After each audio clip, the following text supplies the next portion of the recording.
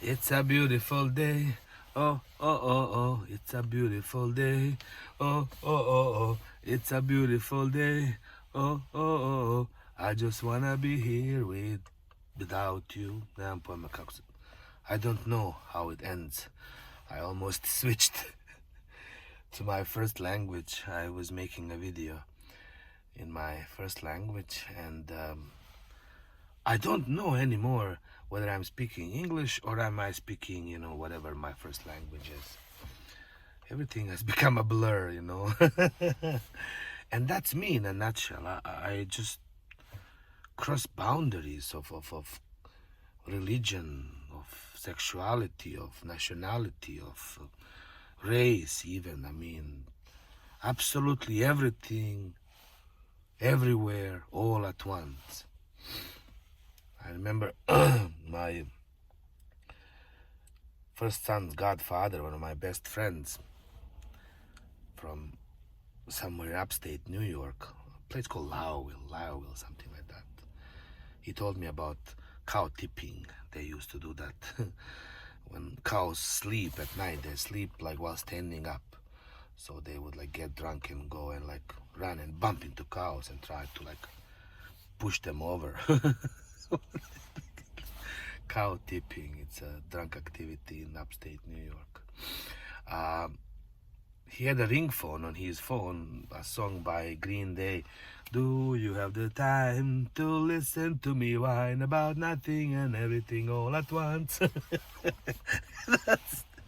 I think that summed me up so much more.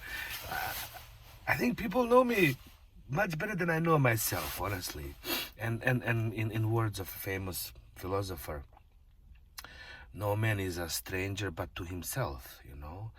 I think our biggest journey is the one into ourselves, into our own mind, because all the answers, everything that we have is in us. It's in our DNA. I mean, the idea of humanity that started, let's say, 30,000 years ago with some Neanderthals in Croatia, sitting in a cave and thinking, how it is that I can get from this cave outside, build a house, get a woman, get some food, maybe have some fun, maybe travel, whatever. And it took them 30,000 years to get out of that cave into apartments and cars and everything. And here we are today, dividing ourselves on nationality. So I'm Canadian, I'm American, I'm Bosnian, I'm Croatian, I'm North Korean, I'm South Korean. North Sudanese, South Sudanese. I don't get it, man. I really don't get it. I just don't believe that, you know, I don't subscribe to any of these religions, any of these boundaries or borders or whatever it is. I refuse to be labeled as Canadian, Bosnian, gay, straight, Muslim, Christian, you know. Mind you, I thoroughly enjoy my white privileges and my Canadian passport. In many ways, I've said that there's three parts to myself. Just like in every fairy tale, there's always three little pigs, three bears. uh, you know, Bosnia or the Balkan, gave me a soul. Really, like my soul comes from there. My dignity is Canadian, having a voice, being able to speak like this, that's a Canadian in me. And what set me apart financially, what set me apart, how can I say, more logistically, is Korea. While I was there, I was a professor of marketing. I had made a lot of money. It was such a good time for me in that way, that I was stable enough. I learned how to get out of the poor man's mentality, because my whole life I was, oh my God, eat everything on the plate, think about the poor children in Africa and all that jazz. one pair of shoes until they die completely, you know. I remember when I first moved to South Korea and I started making money, and I was still wearing the same pair of shoes that I took out of Serbia in 1996. So when I left Serbia, I had no shoes. I left the Balkans with shoes without socks. When I came to Canada, I had no socks, no underwear, nothing. Like, it was poor. I was a political refugee because I had nowhere to go. I was not Christian. I was not Muslim. Everybody wanted to kill me. I was not safe anywhere, so I received a political asylum from the Canadian government. Saved my ass, man, you know. When I first came to Canada and I used to introduce myself as Eldine, people were like, whoa, Eldine. I was like, please don't say that out loud, because I never used my real name while I was living in Serbia. I gave myself a Serbian name in order not to kind of stand out from anybody else. I was afraid of anybody, you know, saying to me, Eldine, because that's like a Muslim name. Like, they'll shoot me if they know I'm Muslim. Remember, there was a big rally Sunday morning. We had a party Friday night. I was friends with a Serbian punk rock band called the Goblini. And we had a party Saturday night. There was a concert. We were drunk, wasted, high, all that rock and roll stuff. And we're walking to downtown, maybe 10 o'clock in the morning, 12 o'clock. But I don't know, that doesn't matter. And it's Sunday, and boom, there's like a rally, 2,000 people in front of this hotel. One of the leaders of like Serbian radical party, most radical Serbian, who's like, let's start the war, blah, blah, kill all the Bosnians, kill all the like Croats, whatever, you know. And he is there, and he was like, hey, let's wait for this guy, because we used to make fun of him because he couldn't say a letter R. So every time he would say Serbs, we would like, please say Serbs, and he wouldn't be able to pronounce it correctly. We laughed at it. What a horrible way to live. I mean, the guy who's so dangerous, like, you know, speaks funny, and then you cannot make fun of him. Obviously, everybody made fun of him, but everybody also feared him. Anyways, we're standing there. I'm still like hangover, and this guy, like, he's the towering. He's like, he is a huge guy. I believe he's still alive. Like 7 feet. I don't know, like really tall guy. You can just see this head like going through the crowd, like, you know, everybody's like all patting him on the back, and he walks straight towards me. Comes up to me and he says, like, I want to shake your hand. It's like 2,000 people around me. The only bloody Muslim there. And again, I'm really not Muslim. I'm half Muslim, I'm half Christian, I'm half everything. But for all intents and purposes, I was a person non grata. I did not exist in Serbia from 94 to 96. I could not go see a doctor because I had no ID, no. I did not exist. I remember my tooth hurt so much, and they said, okay, listen, like, we'll dig a hole, but we have nothing to put because we cannot claim the medicine, whatever they were putting inside, the filling. Like, there's only so many fillings. We have to claim it to a person, to an MCP number. You don't exist. There was a guy sitting next to me in a chair, and they basically drilled him, drilled me, and they wouldn't even sanitize it. And he said, give him half of my, you know, filling. Can you believe it, man? The Serb, like, you know, who is supposed to like hate me, who's supposed to kill me, gives me half of his filling for a tooth. You know, and I still have that tooth. It's amazing. I was able to fix it later on.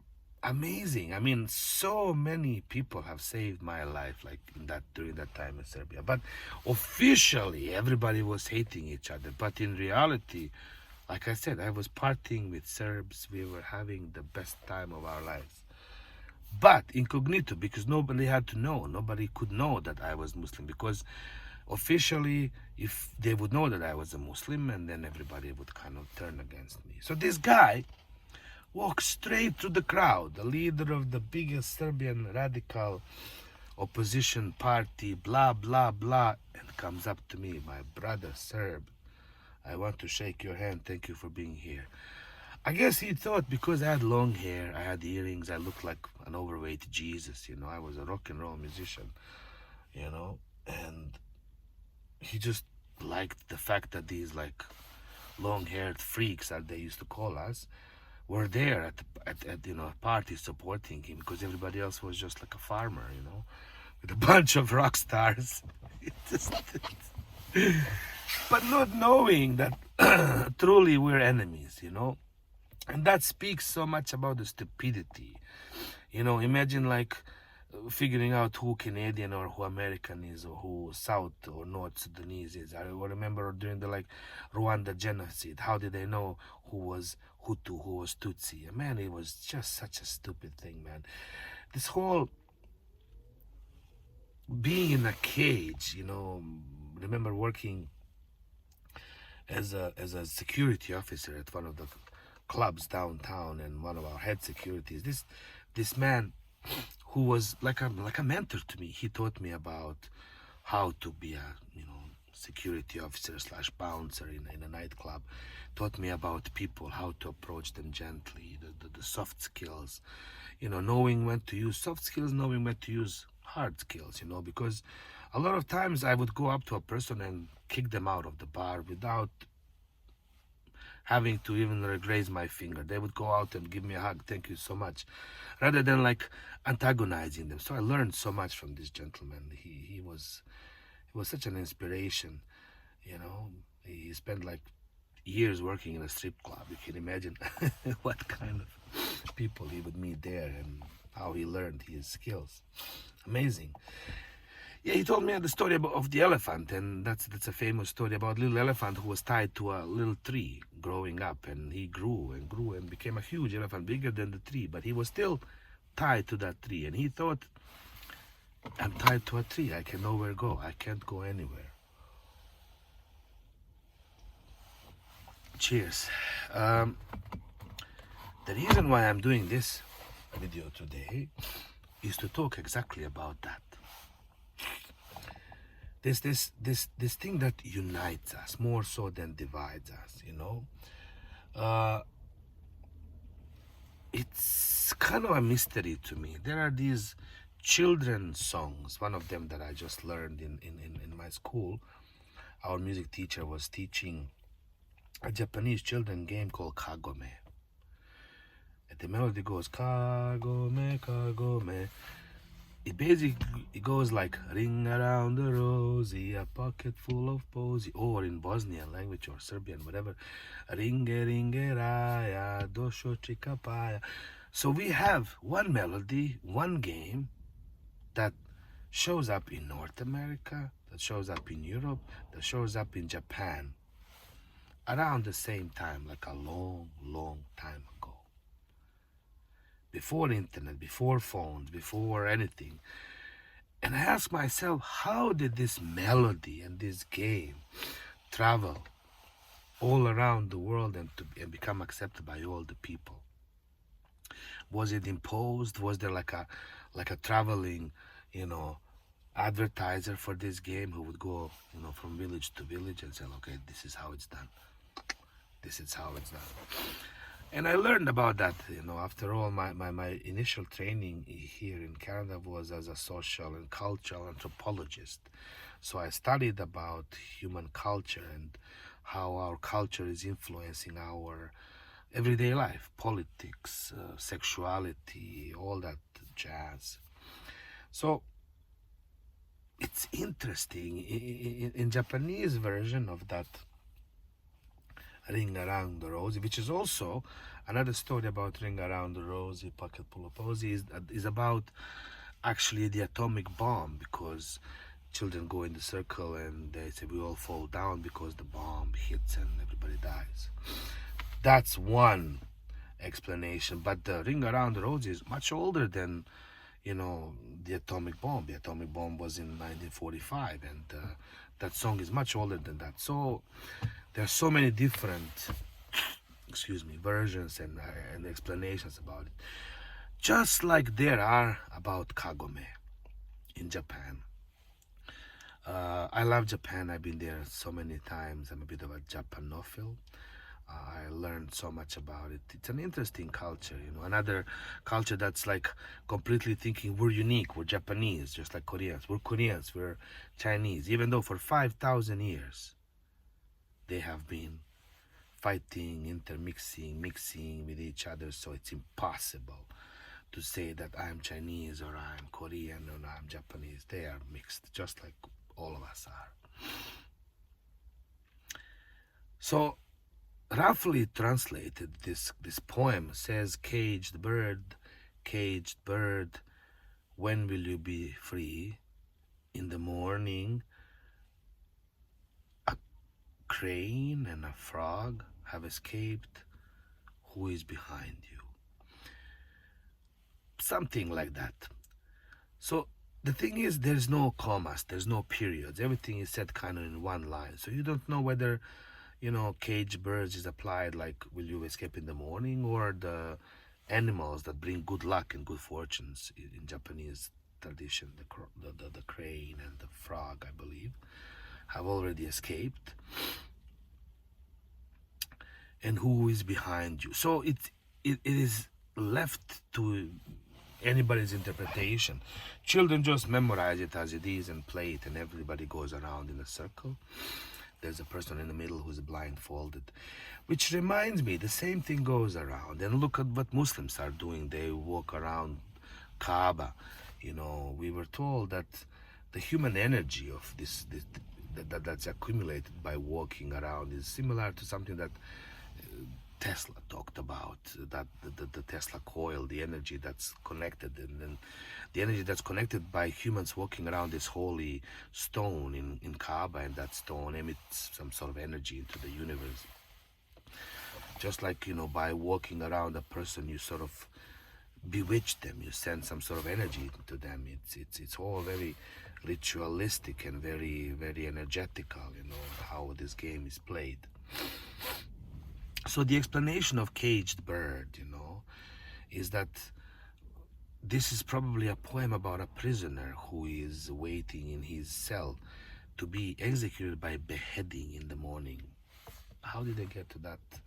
I don't know. Second explanation, that this is about a mother who is waiting for a child to come out. Even though all the animals of good luck have already escaped. What does that mean? I don't know. The third explanation is that this is a poem written about a sex worker, a prostitute, waiting for her next client, being in a caged environment where there's no escape and just clients keep coming. It speaks about that because that has been a part of our underbelly, the dark side of humanity for so long. Nevertheless, something as gruesome as Ring Around the Roses or Kagome or Ringe Ringe Raidos or Chikapaya, they're such intricate little poems with their melodies that are spread out around the world and taught to our children in order to really enslave us, to remind us of this cage that we live in that is purely imaginary. There is no cage, thus there is no door to it. There's no way to escape it. The cage has been constructed by our culture, by our education, by our entertainment. You were born to believe that you're Canadian, you're American, you're Afghanistani, you're Muslim, you are Christian, you're gay, you're straight, Really, that cage has been given to you, and you live in it. Because it's safe, it's comfortable, If you press the lever, just like those rats in the cage, you get your reward. If you do what you're told, you get the food, you get the water. If you don't do what you're told, you get an electrocuted shock. And then you do what you're told. So the carrot and the stick. It's interesting. I mean, it really is. May 12th, the snow has stopped. Yesterday was my 50th birthday. I'm so happy and grateful to have survived this far. Check it out, man. I have gray beard now. Unbelievable. I feel simultaneously a child and a 30,000-year-old Neanderthal. And everything else in between. Love you all. Ringe ringe raya, kagome kagome. Ring around the rosy, a pocket full of love you.